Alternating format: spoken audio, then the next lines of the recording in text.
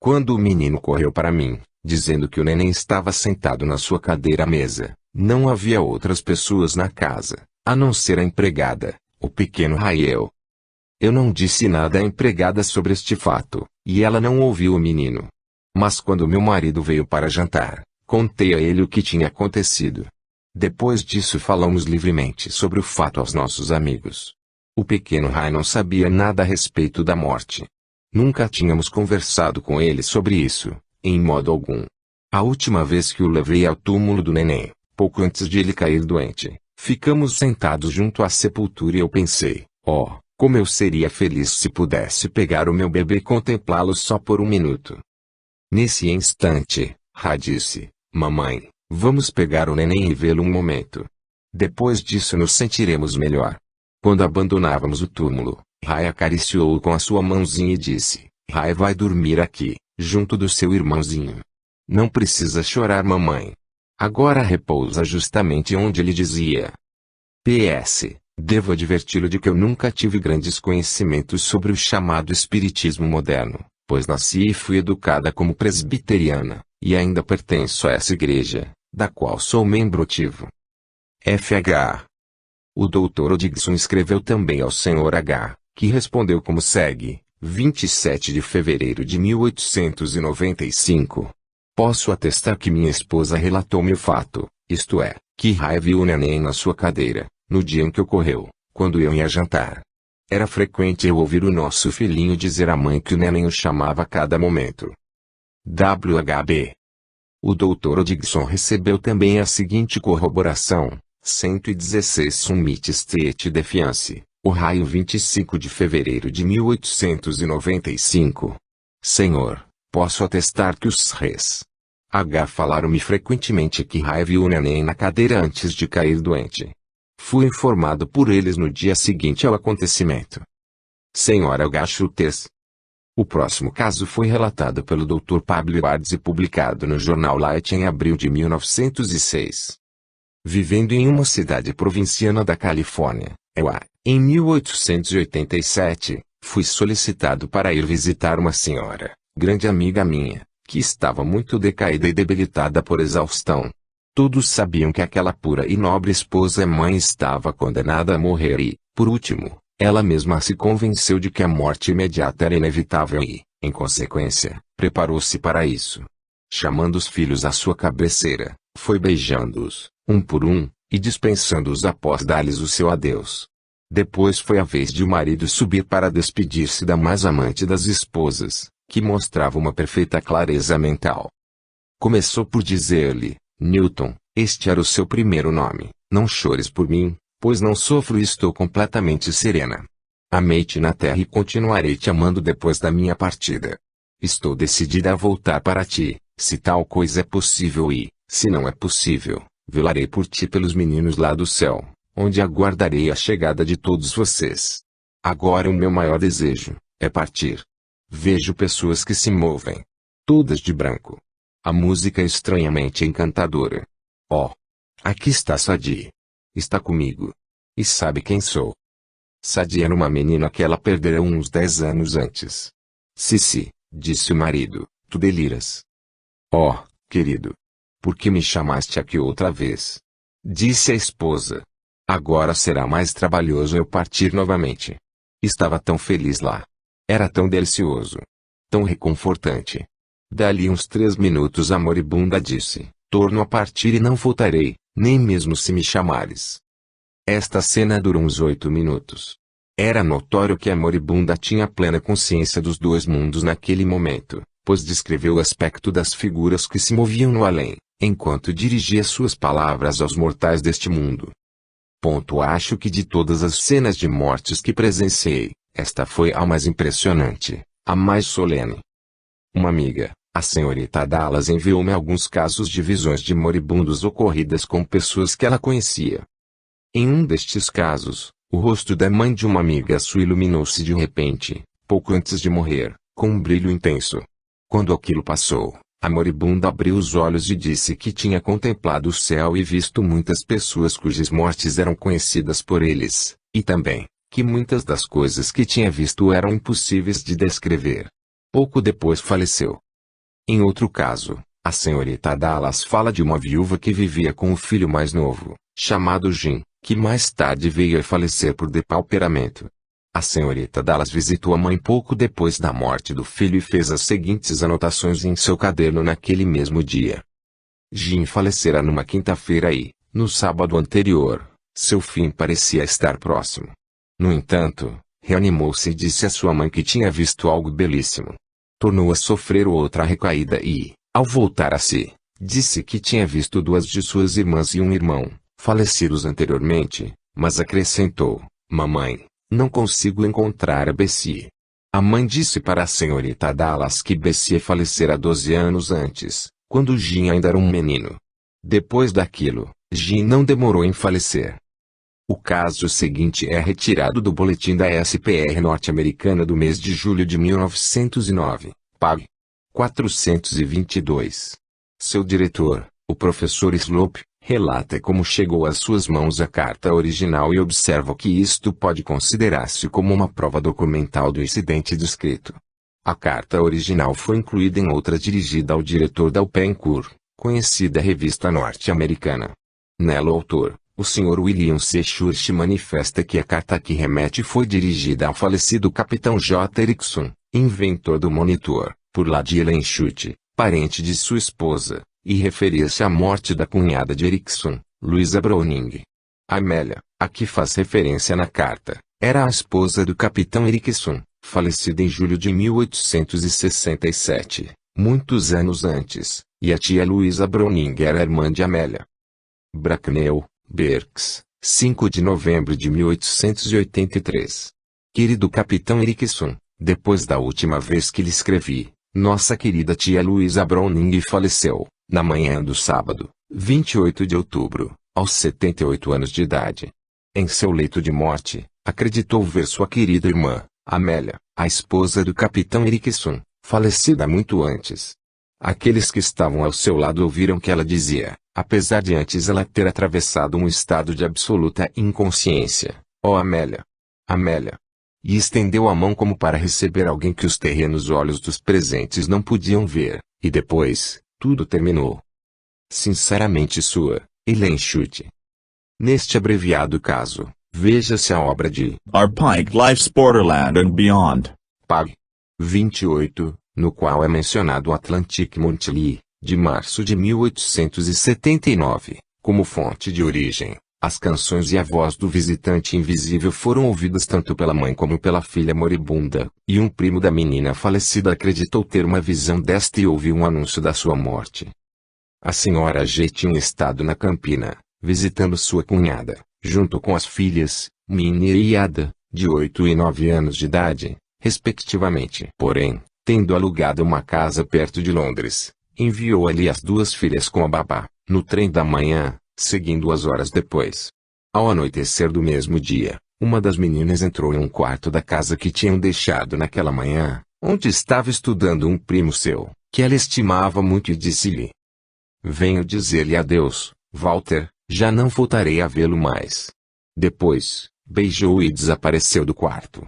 O rapaz ficou muito alarmado e atônito, pois ele mesmo tinha visto as meninas e a babá no trem da manhã. Naquele mesmo momento, as duas meninas sentiam-se repentinamente doentes em Londres, enquanto brincavam em sua nova casa, poucas horas depois da chegada. O médico disse que era varíola, do gênero mais maligno. Ambas as meninas morreram na mesma semana. Mas a menor, Minnie, faleceu antes. No dia seguinte ao seu enterro, a pobre e aflita mãe velava com ansiedade as últimas horas da filha que ainda lhe restava, ciente de que não tinha nenhuma probabilidade de vida. De repente, a menina doente despertou de uma espécie de torpor e exclamou: "Oh, olhe mamãe, olhe que anjos tão formosos!" E apontou os pés da cama. A senhora G não viu nada, mas ouviu uma música doce que parecia pairar no ar. A menina voltou a exclamar: "Oh, mamãe querida, aí está Minnie." Veio me buscar e sorriu, mostrando-se sumamente contente. Naquele momento a senhora G ouviu, distintamente, uma voz que dizia: "Vem, querida Ada, estou te esperando." A doente sorriu mais uma vez e morreu sem se debater.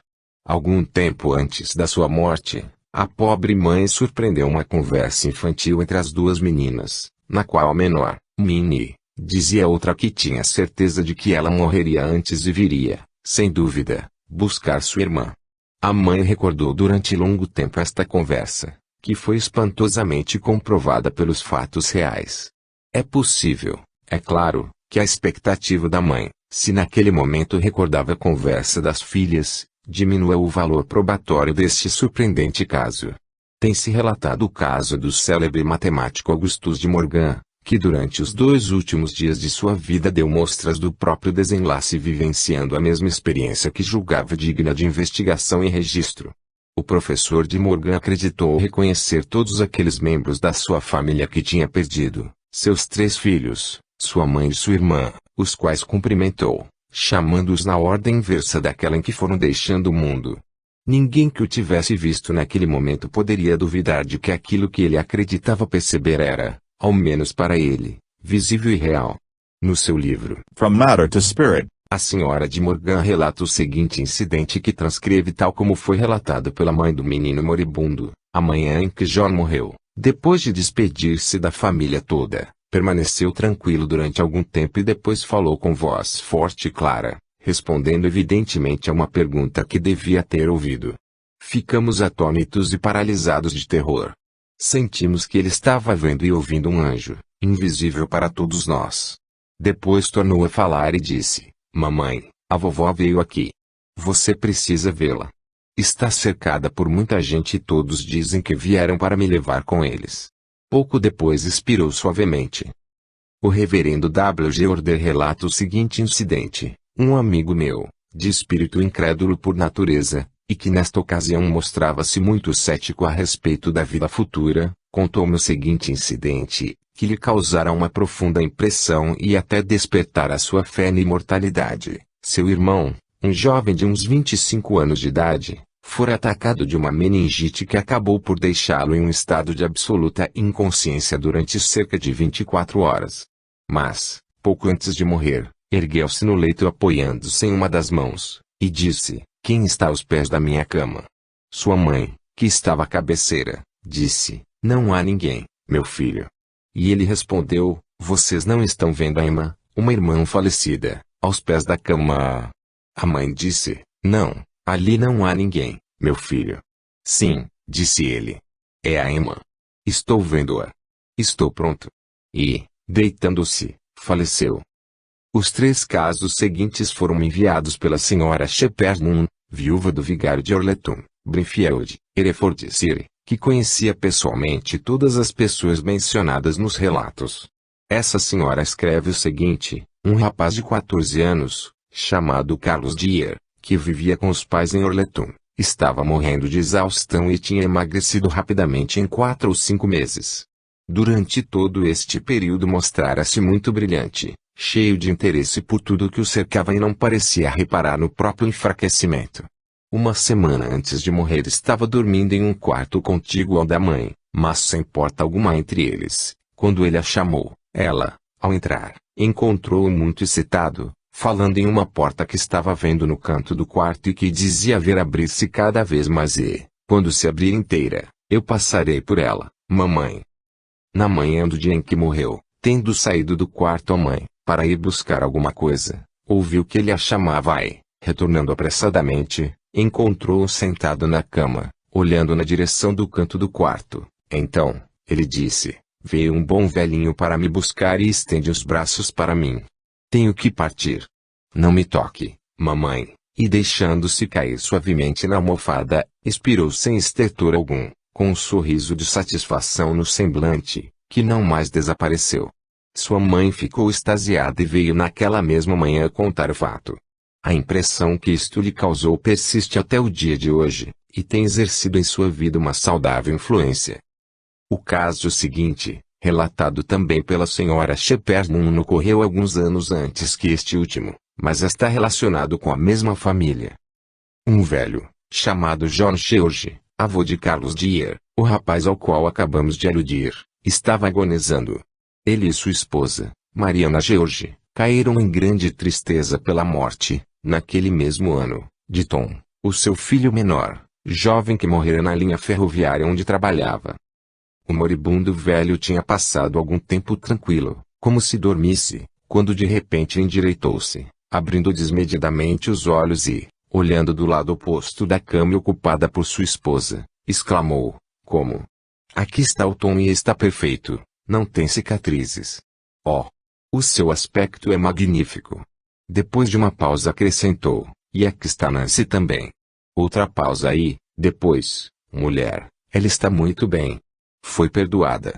E, logo após, o ancião expirou, levando consigo um pesar que apertava há longo tempo o coração da mãe, pois Nancy incorrera em pecado e morrera logo após o nascimento do menino e, como a pobre mãe pensava, sem ter tido tempo de se arrepender.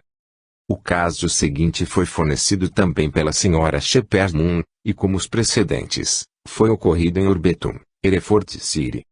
Uma mulher, chamada Maria Wilding, agonizava vítima de um câncer. Amava apaixonadamente o marido, Charles Wilding.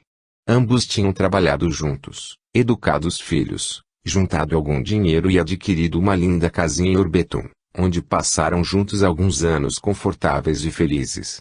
Quando ela compreendeu que ia morrer e deixar Charles, sentiu-se muito infeliz, fazendo-o sofrer muito, irritando-se e lamentando-se do seu destino. Um dia, em que se aproximava o fim, e estando a sós com ela no quarto sua irmã, que ajudava a cuidar dela, Maria Wilding alçou a vista, de repente, com radiante expressão e disse: "Oh, Amy, mamãe está aqui. Veio me buscar e vai me levar com ela." Não perdeu mais a sensação de confiante alegria, e expirou no dia seguinte com absoluta tranquilidade. O Dr. Slope relata o seguinte caso, que soube por um seu amigo, de cujo testemunho não tem motivos para duvidar. Naquela tarde, 14 de maio de 1906, visitei uma senhora cujo filho, menino de 9 anos de idade, falecera 2 semanas antes. Este menino fora operado de apendicite uns 2 ou 3 anos antes, sofrendo ao mesmo tempo uma peritonite. Conseguiu restabelecer-se e durante algum tempo parecia sentir-se bem. Mas voltou a adoecer e foi levado a um hospital para ser operado. Ali conservou um raciocínio perfeito, reconhecendo seus pais, o médico e a enfermeira quando se viu livre da influência do anestésico. Sentindo que o fim estava próximo, pediu à mãe que pegasse em suas mãos até ter partido. O seguir, levantou a vista e disse: "Mamãe querida, você não está vendo aí a minha irmãzinha?" "Não." "Onde está?" "Aí, à direita." "Está me olhando." Então a mãe, para tranquilizá-lo, disse que estava vendo a menina. Em poucos instantes, o semblante do menino iluminou-se alegremente, e falou: "Lá vem a senhora C. Uma senhora muito estimada por ele, falecida uns 2 anos antes, e sorri para mim como costumava fazer. Está sorrindo e quer que eu vá." Daí a momentos, acrescentou: "Lá está Roy. Vou embora com eles. Eu não queria deixar vocês, mas em breve virão comigo, não é verdade? Abram a porta e deixem eles entrarem. Estão esperando lá fora." E o menino expirou. A mãe confirma este relato e uma indagação aclarou os fatos seguintes. A irmãzinha a que se refere ao menino falecera anos antes de ele nascer. Roy é o nome de um amigo do menino, falecido 1 ano antes. O caso seguinte está tirado da vida do reverendo Lindsay Moody, o célebre evangelista dos Estados Unidos. Os últimos momentos do Sr. Moody são descritos pelo seu filho, o biógrafo, da seguinte forma. De repente murmurou: "A terra retrocede, o céu abre-se diante de mim. Atravessei as portas, Deus me chama, não me façam voltar." É belíssimo. Parece um transe. Se isto é a morte, como ela é doce. Depois, iluminou-se o seu semblante e disse com um tom de êxtase prazeroso: "Luigi, Irene, estou vendo os rostos dos meninos." Referia-se aos seus 2 netinhos que tinham falecido antes. Voltando-se para a esposa, acrescentou: "Mulher, você foi uma boa esposa para mim e, após isto, perdeu a consciência." O caso seguinte é narrado pelo Sr. Alfredo Smisley no seu livro Reminiscências Pagas 50 e 51. Faz um relato dos últimos momentos de sua esposa e diz: pouco antes de fenecer, fixando a vista em algo que parecia enchê-la de agradável surpresa, exclamou: "Como? Aqui está minha irmã Carlota, mamãe, papai, meu irmão João e minha irmã Maria. E agora trouxeram BCAP. Todos vocês estão aqui. Oh, que lindo! Você não está vendo? Apóstrofo, perguntou. Não, minha querida, embora bem o quisesse, respondi eu. Você não está vendo? Insistiu ela surpresa, mas eles estão todos aqui e vieram para me levar com eles.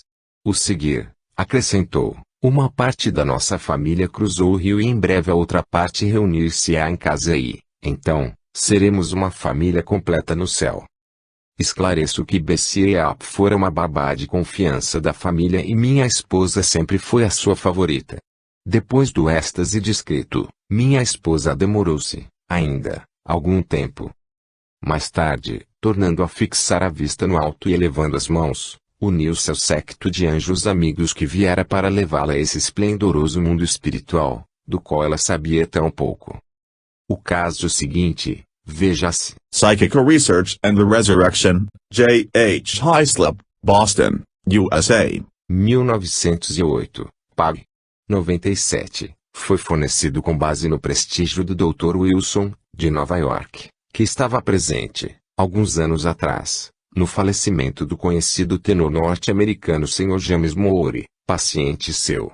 O Dr. Wilson me narra o seguinte relato: eram 4 horas da madrugada e a alvorada, que estivera aguardando, infiltrava-se pelas frestas das janelas, quando ao inclinar-me sobre o leito, observei que tinha uma expressão serena e a vista clara. O infortunado alçou a vista para olhar-me tomando uma das minhas mãos com ambas as suas, disse, o senhor tem sido um bom amigo, doutor. Tem estado ao meu lado. Depois aconteceu algo que não esquecerei até a minha última hora, algo completamente indescritível. Aparentava gozar de um perfeito raciocínio e uma lucidez como qualquer outro homem e o único modo como posso expressá-lo é que foi transportado a outro mundo e, embora não possa explicar satisfatoriamente o fato por mim mesmo, estou plenamente convencido de que entrou na Cidade Dourada, pois disse com uma voz mais forte do que aquela que usava desde que eu assistia, aí está a minha mãe. Como, mãe? Você veio me ver? Não, não, eu aqui parto agora para ver você. Espere um momento, mamãe. Quase terminei. Posso saltar? Espere, mãe. O seu semblante tinha uma expressão de felicidade impossível de explicar e a maneira como pronunciou suas palavras impressionou-me como nunca fui impressionado e estou tão firmemente convencido de que ele viu e falou com a mãe quanto de que estou sentado aqui. Com a finalidade de recordar o que achei da sua conversa com a mãe e também para conservar um relato do acontecimento mais impressionante da minha vida, anotei, imediatamente, todas as palavras que ele disse. Foi esta uma das mortes mais belas que tenho presenciado.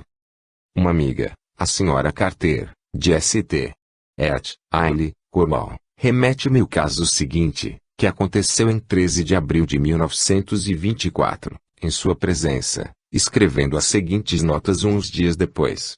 Diz assim: no sábado, 13 de abril eu fui a Ilcide cuidar do Sr. Williams, que estava morrendo de exaustão, a fim de que os seus familiares pudessem descansar um pouco.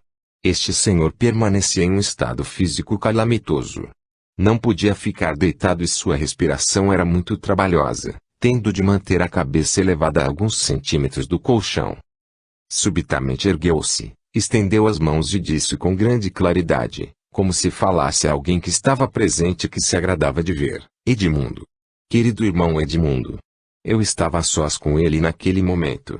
Mais tarde, quando a família retornou ao quarto, contei-lhes no ato o que ele dissera e, então, fiquei sabendo por meio deles que o seu irmão Edmundo tinha falecido. Durante o tempo que estive com ele, das 13h15 até as 9h15, embora sempre respirando muito trabalhosamente, parecia falar com plena consciência e chamou os diversos membros da sua família. Ele me reconheceu muito bem, beijou a minha mão e chamou-me pelo meu nome. Também pediu água algumas vezes, e chá quente. Apesar dos grandes sofrimentos físicos, a sua confiança em Deus não foi abalada e era sumamente comovedor ouvi-lo dizer, a intervalos: Senhor, deixa-me partir. Contaram-me que antes de eu chegar, exclamara, Sr. Hopper. Esta era uma amiga sua falecida há uns 18 meses ou 2 anos antes. Ele faleceu 10 horas depois de eu sair. O seguinte relato dos últimos dias de uma menina foi publicado no boletim da SPR norte-americana, dirigido pelo Dr. James H. Slope, Vol. 12 número 6, e a senhorita H. Dallas, Vidit no Series of Haven, de Vabel em Y. Dallas, Londres, 1920, pag. 117, transcreveu um relato consideravelmente abreviado, do qual damos a seguir um resumo. Daisy Irene Driden nasceu em Marysville, Yuba County, Califórnia, em 9 de setembro de 1854 e morreu em São José, Califórnia, em 8 de outubro de 1864, com 10 anos e 29 dias de idade. Sua mãe escreve, no verão de 1864, Daisy foi atacada de febre biliar. Depois de 5 semanas de doença, a febre abandonou e durante 2 semanas parecia continuar recuperando as forças. Sorria e cantava e tornava a parecer a mesma, até que uma tarde, o seu pai, que estava junto ao seu leito, percebeu uma expressão singular no seu semblante. Refletia às vezes alegria e outras, assombro. Seu olhar dirigia-se a um ponto situado em cima da porta. O pai perguntou-lhe, Daisy, o que é? O que é que você está vendo? Ela respondeu docemente, é um espírito, é Jesus, que diz que eu vou ser um dos seus cordeiros. Oh, papai, exclamou ela, vou para o céu, vou a ele. Aquela noite a menina caiu doente, com gastroenterite, e viveu somente 4 dias. Durante as primeiras 24 horas que seu sofrimento era grande, não podendo tomar alimento, nem água, nem remédios. Passado esse tempo, teve escassas dores. Seu pobre corpinho estava, na realidade, tão extenuado, que pouco lhe importava a enfermidade. Mas seu espírito mostrava-se muito ativo e notavelmente lúcido. Suas faculdades pareciam aguçadas. Recordava versos aprendidos no colégio, pois sempre gostou de aprender poesias de cor. E quando Lulu cantava hinos da doutrina, ela dizia o nome do cântico e a página onde se encontrava.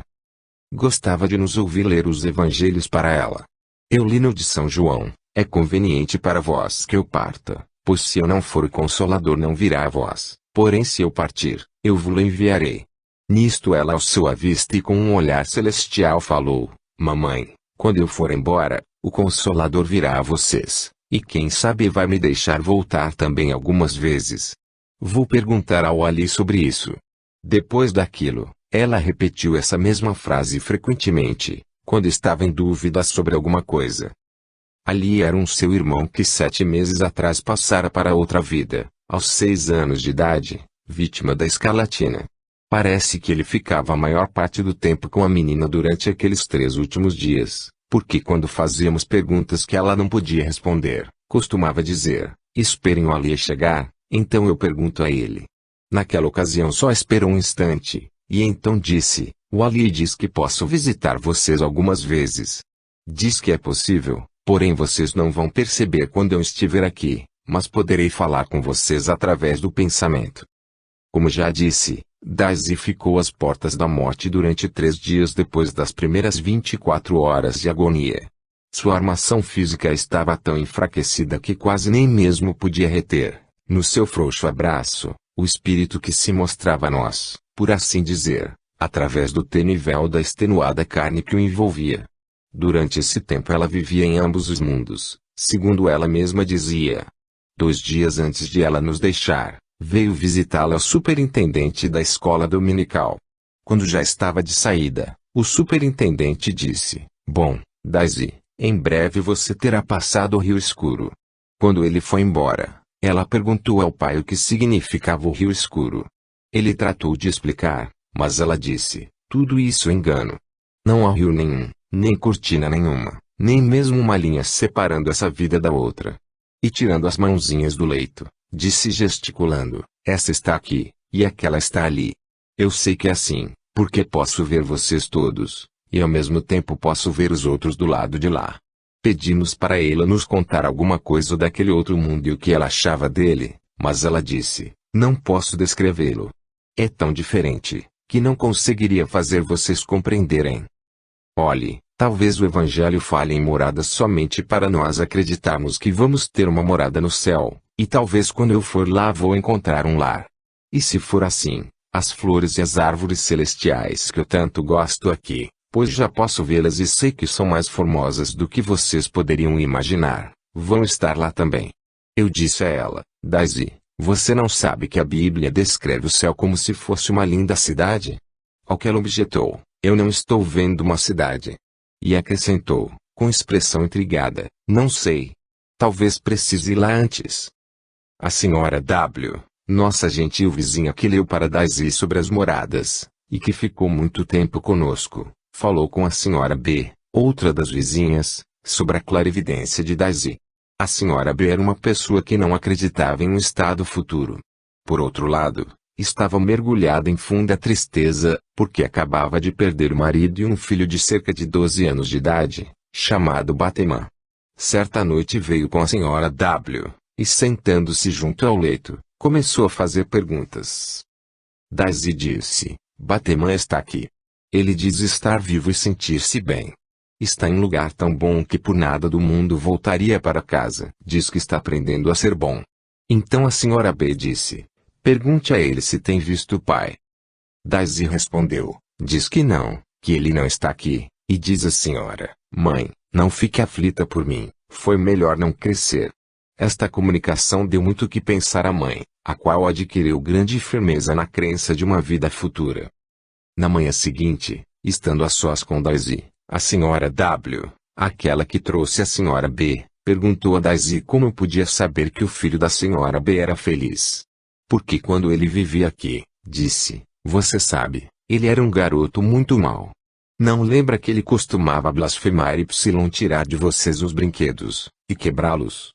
Você sabe que nós não deixávamos que ele brincasse com você nem com os meus meninos, por ele ser assim tão mau. Daisy respondeu, Auntie. A senhora não sabe que ele nunca seguiu a doutrina e que sempre costumava blasfemar. Deus sabe bem que ele não tinha muitas possibilidades. Naquele mesmo dia, estava sentada junto dela a professora da doutrina, senhora H, a qual também nos fez não pouca companhia, quando Daisy disse a ela, os seus 2 filhos estão aqui. Estes meninos tinham passado para outra vida há vários anos atrás, e se tivessem continuado vivendo, agora já estariam quase por completo desenvolvidos. Daisy jamais tinha ouvido nenhuma pessoa falar neles antes, e a mãe deles nem sequer guardava os seus retratos, razão pela qual ela não poderia ter conhecimento algum a respeito deles antes de vê-los no mundo espiritual. Tendo pedido a ela que os descrevesse, sua descrição, que os mostrava mais desenvolvidos, não coincidiu com a ideia que a mãe guardava deles, e por isso falou, como é possível isso? Eles eram crianças quando morreram. Daisy respondeu, ali diz que as crianças não continuam sendo crianças, mas crescem como acontece nesta vida. Então a senhora H disse, mas a minha pequena Marie caiu e machucou-se de tal modo que não podia manter-se erguida. Ao que Daisy respondeu, agora está perfeita. Está erguida e é muito linda, e o seu filho tem um aspecto nobre e feliz. Certa vez, disse, papai. Você não está ouvindo. Os anjos estão cantando. Sim, você deve estar ouvindo, porque o quarto está cheio deles e posso vê-los. São muitíssimos. Posso ver em uma distância de milhas e milhas. A senhora W, já mencionada, e que tinha perdido o pai pouco tempo antes, quis saber se Daisy podia vê-lo, e trouxe um retrato, para que ela pudesse reconhecê-lo. Porém, quando voltou à noite, Daisy falou que não o tinha visto, e que, tendo perguntado ali, este também não ouviu, mas falou que ia perguntar a alguém que poderia informar a respeito. Dali a um momento, disse, Ali está aqui diz, fale para Auntie que seu pai quer encontrá-la no céu, pois está aqui. Então a senhora W disse, Daisy, porque ali não deu logo notícias do meu pai. Por quê? Respondeu ela. As pessoas que morrem passam para estados ou lugares diferentes e não podem se ver uns aos outros constantemente, mas todas as pessoas boas estão no estado dos abençoados. Durante aqueles últimos dias da sua doença, Daisy gostava que a sua irmã Lulu cantasse para ela, principalmente os cânticos da doutrina. Lulu cantou uma canção, cujo estribilho era: vinde, anjinhos, vinde. Vinde rodeai-me nas vossas níveas asas, levai-me para minha morada imortal. Quando Lulu terminou, Daisy exclamou, Lulu, Não é estranho? Sempre pensávamos que os anjos tinham asas. Mas é um engano, eles não têm. Lulu replicou, mas eles precisam ter asas, porque senão, como poderiam descer voando do céu? Oh, eles não voam, respondeu ela. Eles simplesmente vêm. Quando eu penso no Ali, ele está aqui. Uma vez eu perguntei, como é que você vê os anjos? Ela respondeu, eu não os vejo constantemente, porém quando os vejo, as paredes parecem dissipar-se e aí eu posso ver até bem longe. Não dá para começar a contar as pessoas, algumas estão próximas e são minhas conhecidas, outras eu nunca vi. Mencionou o nome de Marie B., a irmã da senhora S., que foi nossa vizinha em Nevada City, e disse, você sabe que ela estava com uma tosse muito ruim, mas agora ela está bem, é muito linda, e está sorrindo para mim. Eu estava naquele momento sentada junto ao seu leito, segurando uma de suas mãos. Dirigindo-me um olhar pensativo, disse, mamãe querida, eu só queria que você pudesse ver-o ali. Ele está em pé, ao seu lado. Involuntariamente olhei ao redor, mas Daisy continuou, Ali diz que você não pode vê-lo porque os olhos do seu espírito estão fechados, mas eu posso, porque somente um fio de vida, por assim dizer, retém o meu espírito no corpo. Então, eu perguntei, ele falou isso agora? Falou, sim, agora mesmo, respondeu ela. Depois, maravilhada de ela poder estar conversando com o irmão sem que fosse notado o mínimo indício de conversação, eu disse, Daisy, como é que você fala com Ali? Não estou ouvindo a sua voz, nem vendo seus lábios se moverem. Ela disse sorrindo, nós falamos através do pensamento. Então, perguntei de novo, Daisy, qual é o aspecto do Ali? Parece vestir roupas. Ao que ela respondeu, oh, não. Ele não veste roupas como as nossas. Parece estar envolto em algo branco, lindo, muito bonito, fino e reluzente, mas sem pregas, nem sinal de fio, porque não é um tecido. Mas confere a ele um aspecto encantador. Então, o pai citou uma frase dos Salmos, está vestido de luz como até viu. E a menina respondeu, oh, sim, é isso mesmo. Falava na morte com frequência. E parecia ter uma impressão tão vívida da sua vida e felicidade futuras, que o medo da morte ficara desterrado por completo. O mistério da partida da alma não era mais mistério algum para ela. Era apenas uma continuação da vida, uma passagem desta vida terrena para o ar e o esplendor do céu. Na manhã do dia da sua morte, pediu-me que lhe trouxesse um pequeno espelho. Eu vacilava, por imaginar que a vista do seu extenuado rosto poderia ser um choque para ela. Porém o pai, sentando-se junto dela, falou, deixe que ela possa ver sequer o seu pobre rostinho. Então dei a ela um espelho. Tomando-o com as duas mãos, contemplou por certo tempo a própria imagem, serena e tristemente. Por último, disse, este meu corpo já está desgastado. É como esse vestido velho da mamãe, que está pendurado no gabinete. Ela não o usa mais, e eu também não usarei mais o meu corpo, porque terei um novo corpo espiritual para substituí-lo. Na realidade, eu já tenho agora, porque com os meus olhos espirituais contemplo o mundo celestial, enquanto o meu corpo está ainda aqui. Vocês vão deixar o meu corpo no túmulo, porque eu não vou precisar mais dele. Foi feito para minha vida aqui, e agora esta vida chega ao seu fim e esse pobre corpo vai ficar abandonado e eu terei um corpo formoso como o de Ali.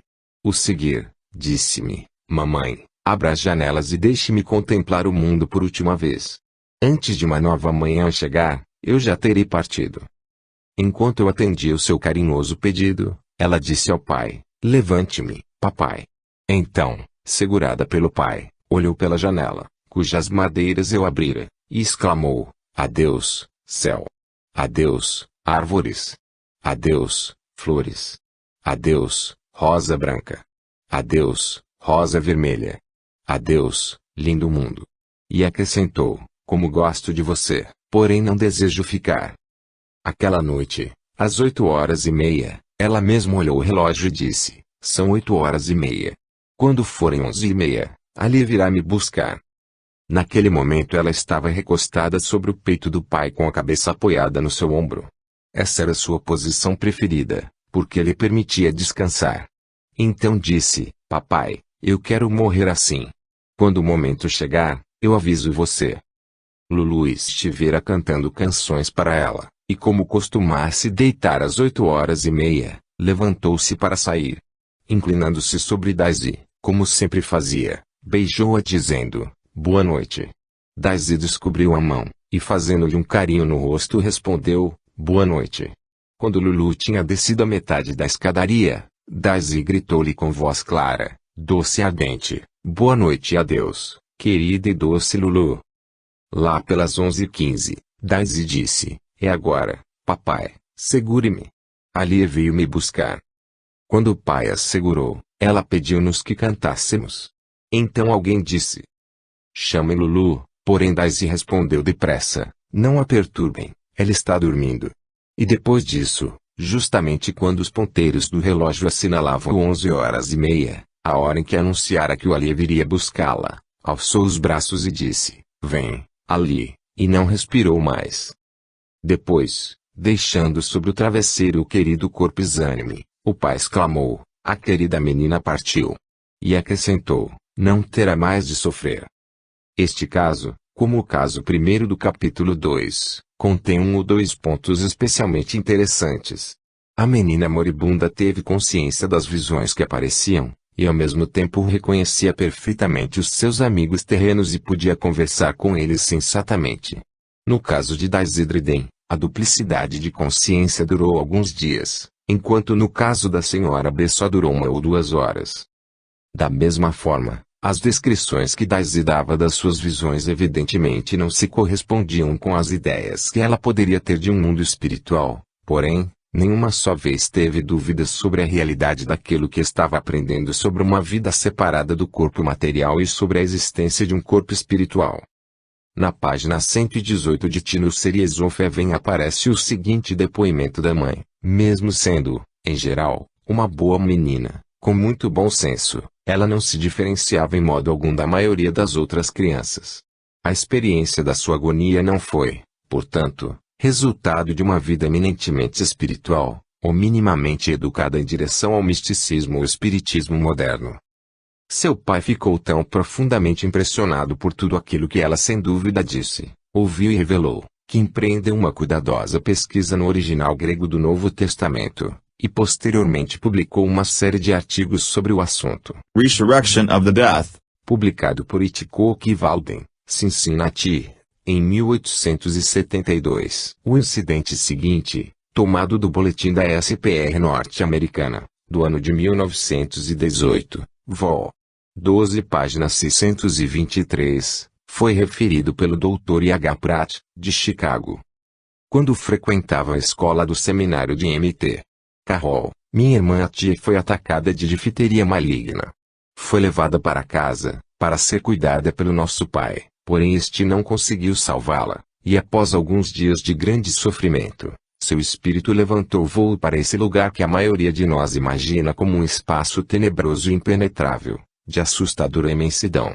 No seu leito de morte produziu-se uma cena tão maravilhosa, tão real, tão impressionante, que, apesar de estar naquela época com 10 anos de idade somente, conservo uma lembrança tão vívida e tão marcada daquele fato, como se tivesse acontecido ontem. Seu leito ocupava o centro do cômodo, e mamãe, papai, minha irmã mais nova e alguns amigos estavam em pé, contemplando com ansiedade as feições da minha querida irmã, onde pouco a pouco a luz da vida dissipava-se e ia sendo substituída pela lívida palidez da morte. O trânsito de Ati não foi brusco. Foi uma extinção gradual, muito tranquila e aparentemente livre de dor. Mesmo tendo a garganta tão obstruída pela membrana diftérica que a sua voz era grossa e era preciso prestar suma atenção para entender suas palavras, seu espírito mostrava uma claridade e raciocínio insólitos. Ela era ciente da proximidade da morte e estava dizendo à sua mãe como deveria distribuir os seus pequenos objetos pessoais entre as amigas íntimas e companheiras de folguedos, quando, de súbito, elevou a vista como se olhasse para o teto, na parte mais afastada do quarto, e depois de olhar com atenção e, ao parecer, escutar por breve espaço de tempo, fez um ligeiro movimento de cabeça e disse: Sim, vovozinha, já vou. Faça o favor de esperar um pouquinho. Papai perguntou-lhe: Ati, você está vendo a sua vozinha?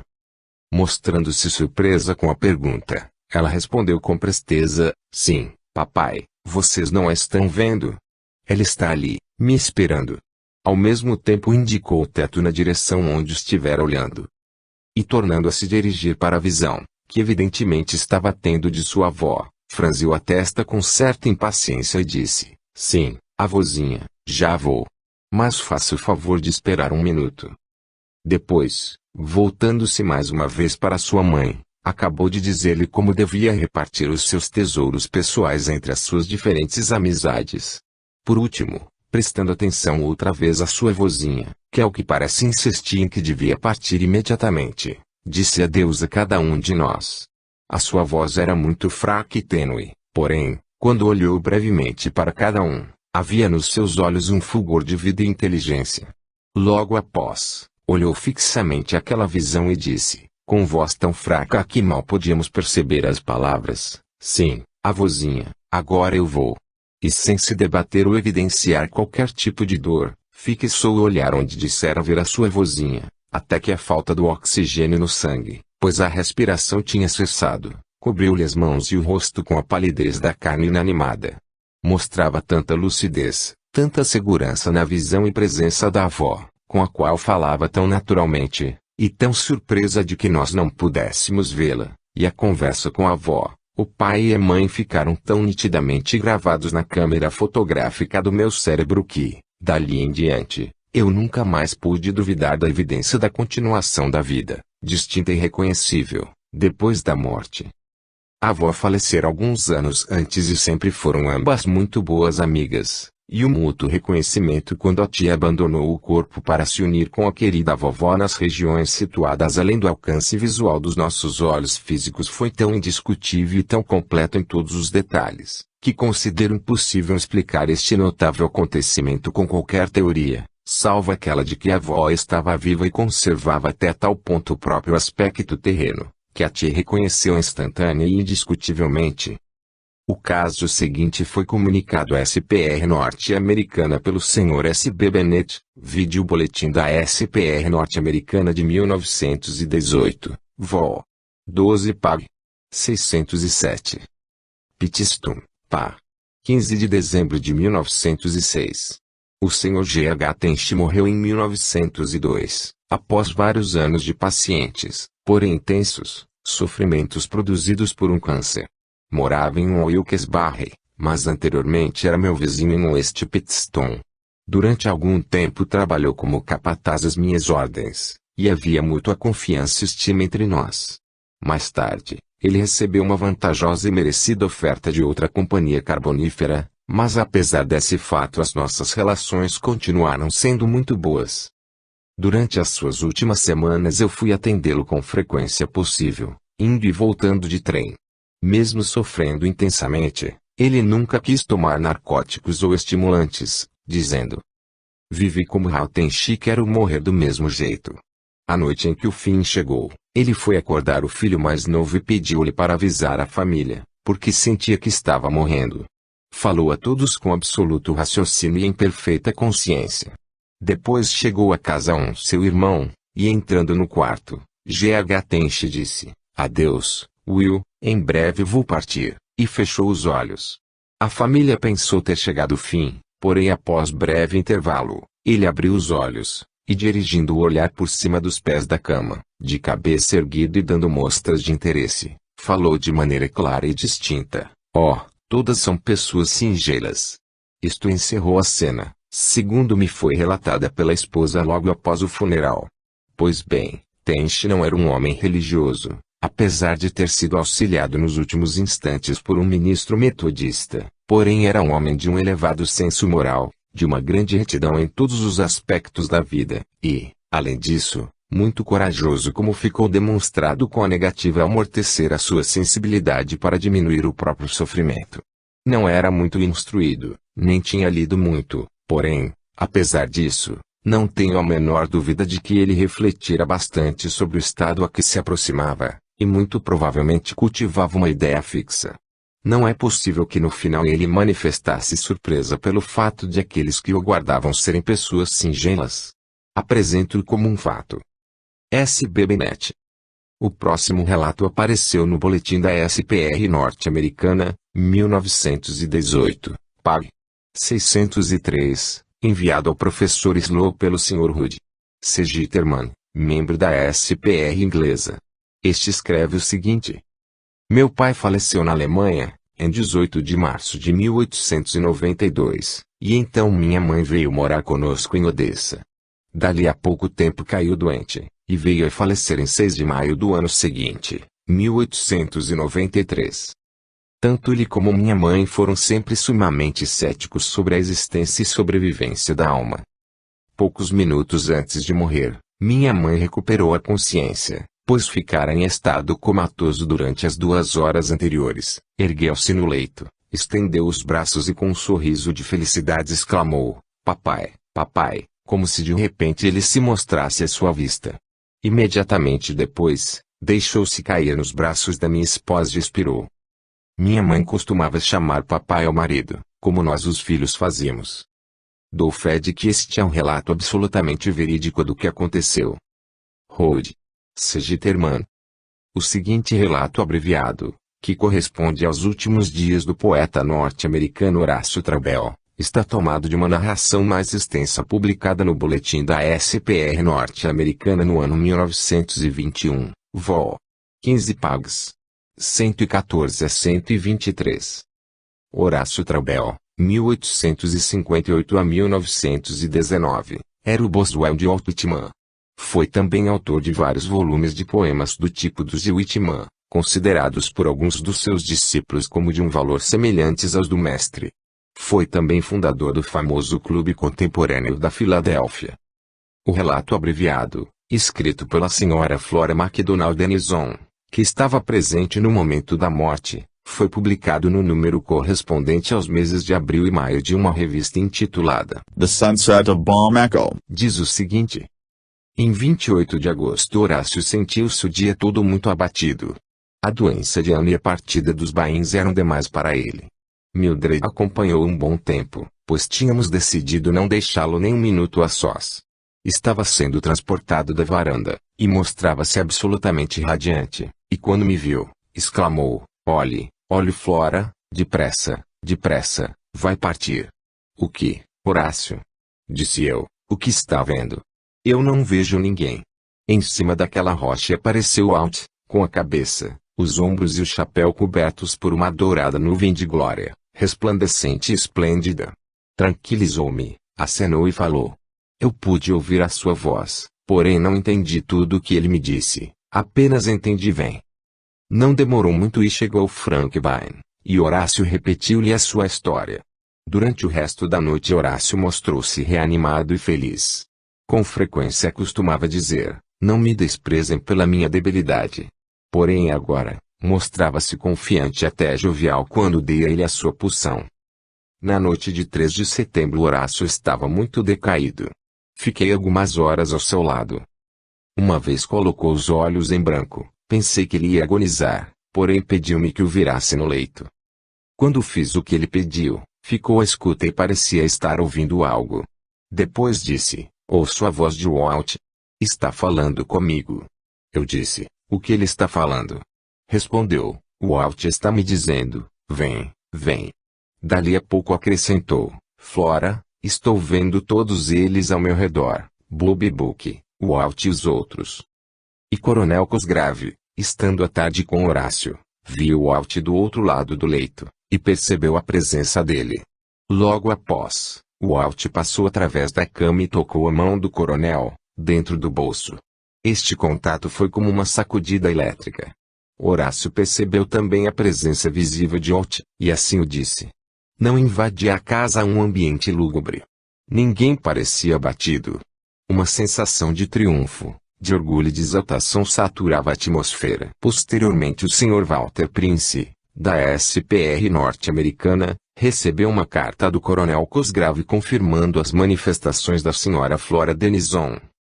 Existem vários casos, dos quais são conservados relatos nos proceedings da SPR e em outros lugares, em que as pessoas que estavam velando um parente moribundo tiveram visões de formas de espíritos aparecidas junto ao leito. Em um caso, vídeos proceedings da SPR, Vol. 6 Pag. 293. Duas mulheres que estavam velando a irmã moribunda, chamada Carlota, viram um brilhante resplendor, e dentro dele dois jovens semblantes esvoaçando sobre o leito, contemplando Carlota.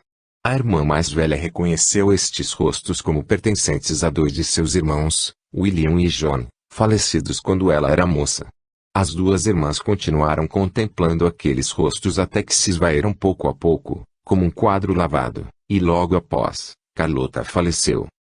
O Sr. Podimori, que investigou este caso, faz notar que é possível a visão ser devida a um influxo telepático da pessoa moribunda, porém essa explicação é menos sólida e tão improvável como a percepção de formas de espíritos pela pessoa moribunda e às vezes, pelos circunstantes. O Sr. Podimori, com o seu costumeiro preconceito contra toda explicação supranormal, destaca a respeito que as imagens associadas tradicionalmente com a morte recebem uma personificação sensorial. Porém este ponto de vista não pode ser aplicado aos dois casos seguintes, nos quais, sendo receptor as crianças pequenas, dificilmente poderia supor-se que tivessem imagens mentais associadas tradicionalmente com a morte, como também não pode explicar, essa teoria, a alucinação coletiva descrita no caso da senhorita Person. O caso seguinte é citado por Stinton Moses. A senhorita H., filha de um eclesiástico inglês, estava acompanhando um menino moribundo. Um irmãozinho deste, de 3 ou 4 anos de idade, estava deitado no mesmo quarto. Quando o primeiro estava agonizando, o irmãozinho acordou e, apontando o teto com uma expressão de grande alegria, exclamou: "Olha ali, mãe, que senhoras tão formosas ao redor do meu irmão. Como elas são lindas. Estão querendo levá-lo." Naquele momento, o menino expirou. Outro caso é referido pelo Sr. Pelusi, bibliotecário da Biblioteca de Victor Manuel, de Roma, Luciembra, 1920. Uma menina de 3 anos, chamada Hipólita Notari, portadora de uma paralisia parcial, estava no mesmo quarto onde um irmãozinho seu, de 4 meses, agonizava. O pai, a mãe e a avó das duas crianças estavam presentes. Cerca de 15 minutos antes de o garotinho morrer, a pequena Hipólita estendeu os braços dizendo: "Mamãe, olhe a tia Olga." Esta senhora era uma irmã mais moça da senhora Notari, que se suicidara um ano antes, por uma contrariedade amorosa. Os pais perguntaram: "Onde você está vendo a tia Olga?" E a menina respondeu: "Ali, ali." E tratou insistentemente de abandonar o leito para correr na direção da tia. Os pais deixaram que ela se levantasse e ela correu até uma cadeira vazia, mostrando-se decepcionada porque a visão tinha mudado para outro canto do quarto. A menina virou-se e disse, apontando o canto: "A tia Olga está ali." Depois, acalmou-se e o pequenino morreu. No caso seguinte, comunicado pelo professor W. C. Crosby, membro da SPR Proceedings, SPR, Vol. 8 Pags. 229 a 231, a visão foi percebida pela enfermeira durante o estado de inconsciência da paciente moribunda. O fantasma visto era desconhecido para a enfermeira. A senhora Carolina Rogers, de 72 anos de idade, viúva, casada por 2 vezes, sendo que o primeiro marido, o Sr. Tisdale, falecera perto de 35 anos, morou durante os últimos 25 anos de sua vida em Ashland Treat, Roslindale, Massachusetts, e desde o falecimento do seu último filho vivia completamente só. No começo de março do ano do seu falecimento, sofreu um ataque de paralisia, e, após uma enfermidade que durou quase 6 semanas, faleceu na tarde da terça-feira 15 de abril. A senhora Maria Wilson, enfermeira profissional, de 45 anos de idade, atendeu a senhora Rogers durante a doença, permanecendo constantemente ao seu lado até que faleceu. Ela nunca tinha visto antes a senhora Rogers, nem sabia nada da sua família ou da sua vida. A senhora Rogers, como era seu costume, falava frequentemente com a senhora Wilson, e com outras pessoas também, sobre o seu segundo marido, o Sr. Rogers, e sobre os seus filhos, manifestando o desejo de tornar a vê-los, etc. Na tarde de 14 de abril, a senhora Rogers perdeu a consciência, e continuou assim até ocorrer o seu falecimento 24 horas depois. A senhora Wilson permaneceu ao seu lado por toda a noite da segunda-feira. Uma filha da senhora Wilson, chamada Ida, de 25 anos de idade, acompanhava a mãe, e um garoto de 10 ou 12 anos de idade.